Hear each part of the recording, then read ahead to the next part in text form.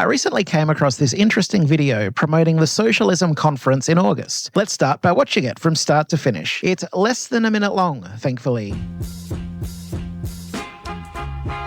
What if I told you that Stalin actually ruined communism? Far from bringing democracy to the masses of working class people, once in power, he actually purged the Bolshevik Party of any dissent in the infamous Moscow show trials, reoriented production to heavy industry to compete with capitalist countries like the USA on a global stage, and rolled back a bunch of progressive laws that were passed in the 1917 Russian Revolution, including the right for women to get a divorce. Stalin practically channeled democratic decision-making away from the millions of working class people in Russia and into a small layer of people at the top.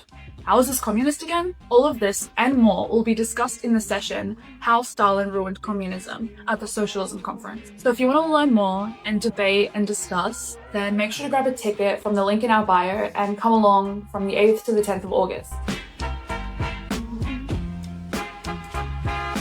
Okay, I will address the points made in both the video and the post. Where they are the same or similar or otherwise related, I will address them together. But first, some housekeeping.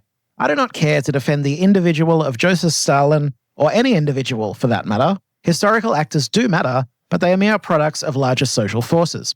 As such, the great man theory is not an analysis that aligns with dialectical materialism, so I do find it bizarre that so-called communists have adopted such a lens, which paints a figure more akin to that of a Marvel villain than an actual historical figure in the real world. Although, in fairness to Marvel, of which I am not a fan to be honest, their characters actually do show a lot more nuance. Perhaps Skeletor from He-Man would be more apt. So, while this framing is one that I reject on its surface, it is one that Cliffite Trotskyists are seemingly fond of, and thus we as Marxist-Leninists have no choice but to respond to. And the reason they do need to be responded to is not for the honor of Stalin, but because they represent a social chauvinist, anti-communist attack on the achievements of not just the first sustained state-level attempt at socialism in history, but also many historical and ongoing Marxist-Leninist projects of Global South revolutionaries and comrades. I'll get to that more in a moment. Must also make clear that when the term Stalinism is used, it refers to Marxism-Leninism, the theory crystallized and codified via the works of Joseph Stalin. It might also refer to the period of the USSR when Stalin was the leader, I suppose, but I will show why this is clearly not the case in this and most contexts. What if I told you that Stalin actually ruined communism? While the claim Stalin ruined communism is deeply unserious, cartoonish, and beyond parody, it is also the rhetoric of Western chauvinism, particularly when considered with the further context of the text in the post itself. While not openly articulated, the implication of Russia and beyond is clear. They are referring to the historical communist bloc, present-day actually existing socialist states, as well as Marxist-Leninist movements that aren't nation-states,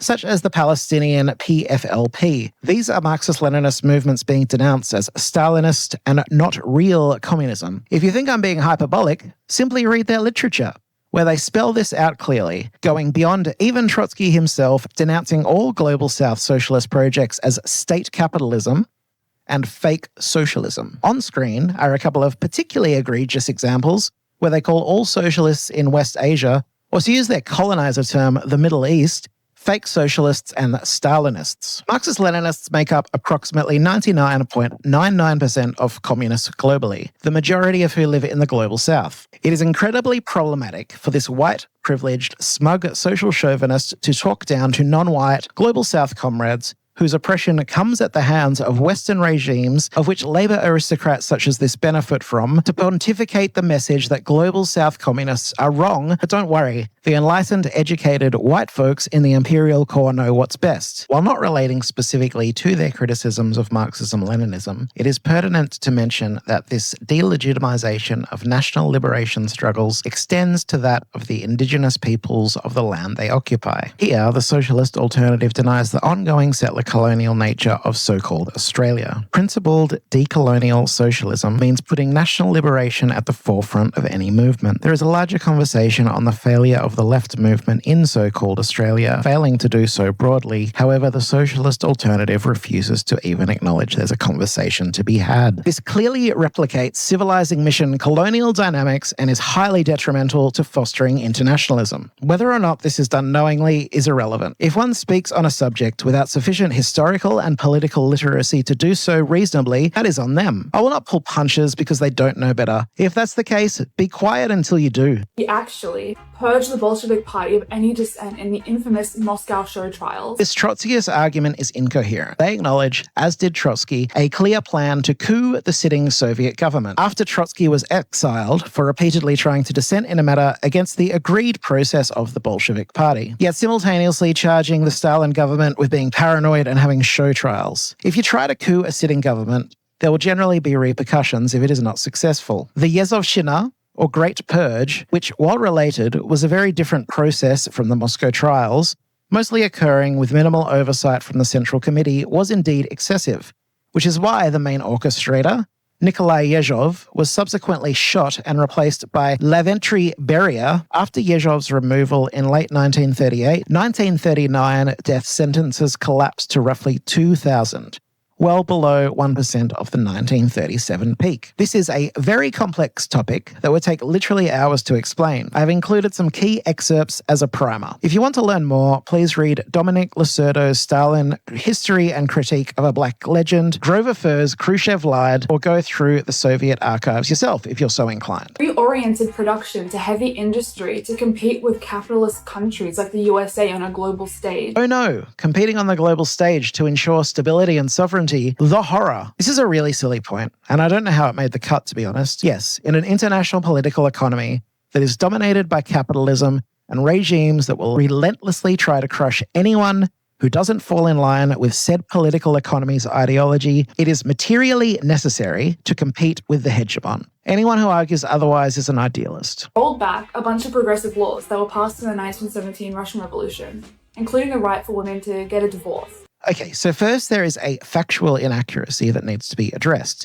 The 1936 family laws discouraged divorce, outlawed elective abortion. They did not strip the women of the legal right to leave a marriage. Aside from that, this is a point I agree with. While the reconciling of contradictions is inherently a messy process, the interests of the collective proletariat must always be the underlying driver. By denying autonomy to half of the population of said proletariat, I believe this to be a failure in that regard. Of course, as dialectical and historical materialists, we must analyze the condition and factors around historical phenomena. This is not about justification, and any such accusations are reactionary, idealist, and liberalism. Even in the case of abominable atrocities like those of the Third Reich, it is still on us to analyze the material conditions that led to such an occurrence. This is how we learn from past mistakes and do better next time. For starters, the identity politics framing here is, in my opinion, cynical. I don't wish to tokenize any women, so I will just say my views here are shaped by Marxist-Leninist women. We must also remember that Stalin did not manifest out of the ether upon the death of Lenin. He was an instrumental part of Lenin's government, and there is nothing to indicate he protested these laws when they were first implemented. And indeed, the process of democratic centralism indicates he agreed with them. The notion of some great ideological shift is just nonsense. Stalin's government was an institutional successor that adjusted tactics to post-Lenin conditions. That is to say, it adjusted per the material conditions, which is, of course, in line with dialectical materialism. So why the rollback? The answer is declining birth rates, a phenomenon well established as coinciding with an increase in living standards. Why was it such an issue? And to be clear, this was not only a concern purely of Stalin, but rather a collective one expressed by health workers, managers, and state officials. And the reason was because of the inevitable war with Nazi Germany. The Soviet government saw what was coming, thanks in part to Hitler describing in great detail in Mein Kampf exactly what he planned to do, and identified declining birth rates as what they saw as a potentially existential problem and acted accordingly. I don't agree with it, but that's why it happened. Also of note, women's labour force participation still climbed from 24% in 1928 to 38% in 1940. Literacy hit over 72%, and paid maternity leave was expanded, so the rollback did sit alongside material gains.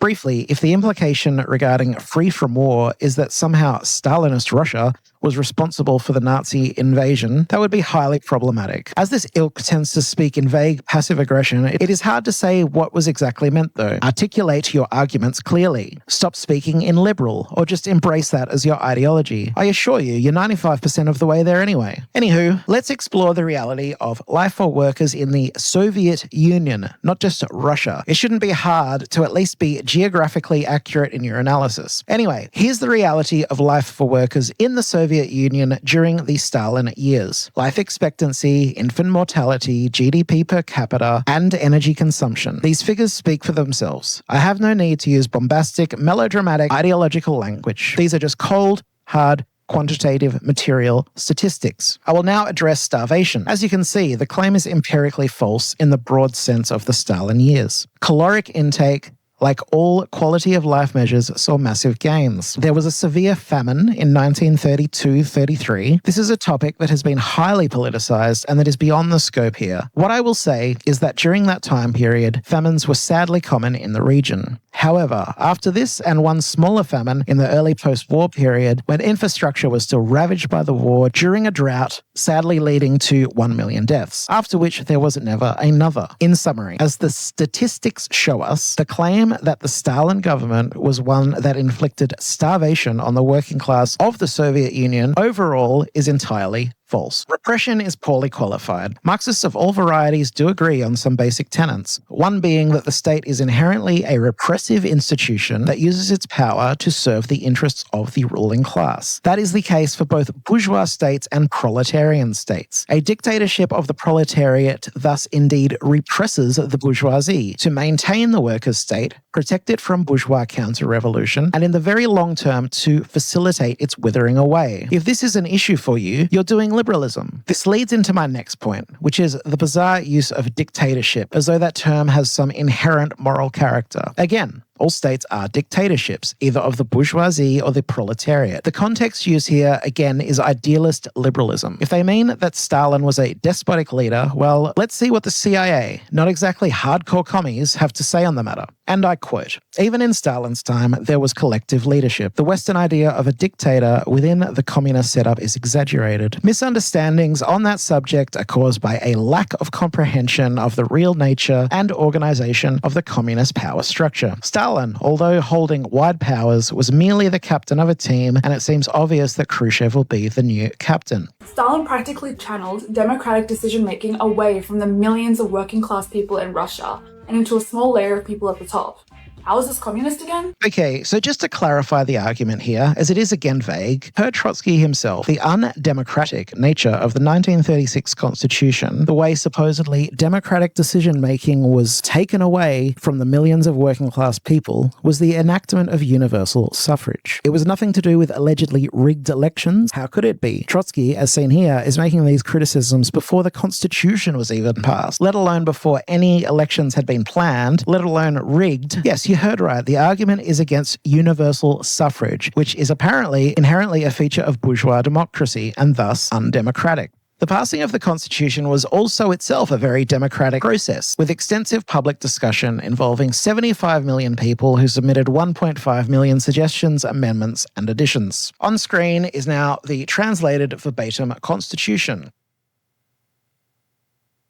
Just briefly on these, the role of the Soviet Union in the Spanish Civil War was supplying the Republican government with weapons, aircraft, tanks, artillery, and military advisors, while the rest of the world, bar the international brigades, shrugged as the fascist Franco took power. As far as the Hungarian Revolution, well, given Stalin's status in 1956, I don't know what to tell you. Interesting, though, that you would side with NATO here, but it's hardly the first time. In conclusion, let me be frank. Cliffite Trotskyism continues to be an overtly social chauvinist, divisive ideology. It ignores the achievements of the USSR while greatly exaggerating or outright fabricating its pitfalls. Further, it extends these intellectually questionable, problematic claims to revolutionaries in the global south, fighting for their liberation under the banner of Marxism-Leninism against the Western regimes of these Cliffite labor aristocrats, not to mention the genuine national liberation struggles of those of a non-Marxist-Leninist nature, which Stalin called for socialists to support in Marxism and the national question. Their chauvinism is is also on display domestically, where they deny the settler colonial nature of so-called Australia and thus the legitimacy of the national liberation of the Indigenous peoples of these lands. These are struggles that countless oppressed people have lost their lives to and continue to do so. Yet these permanent non-revolutionaries have the gall to claim they have the intellectual high ground from their book clubs in the imperial core. By denouncing literally every actually existing revolutionary communist project ever, they are serving the interests of Western capital and Western imperialism. How is this communism again?